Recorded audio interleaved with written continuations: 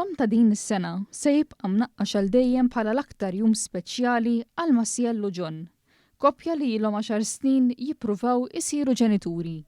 Propju f'Jum L-Omm Massielle tat il-ħajja lil tifel ċkejken li diġà stqarret lil ħajjita fi ftit sigħat biss. Ifhem l-isbaħ ġurnata ta' ħajti li nistennija wara 10 snin, kelli lost jiena u 10 snin wasal baby żjan. L-omm tkellmet magħna dwar l-esperjenza tal-ħlas.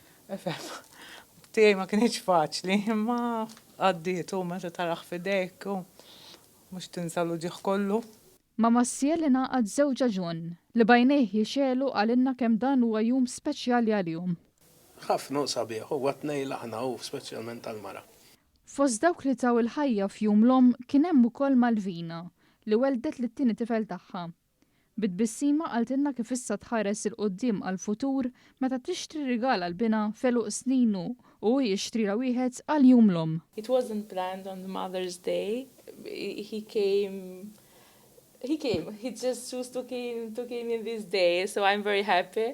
And what I was thinking is that I will do his present for his birthday and he has to give me a present back for Mother's Day, so we will exchange presents. Għalkemm il-ħlas mhux faċli fil-jum li jfakkar l-ommijiet, Malvina saħqet lil marajja b'saħħitha u kapaċi teleb kull ostaklu. It was my second birth experience and natural birth. It wasn't easy, but good. And Women are strong, so we do everything.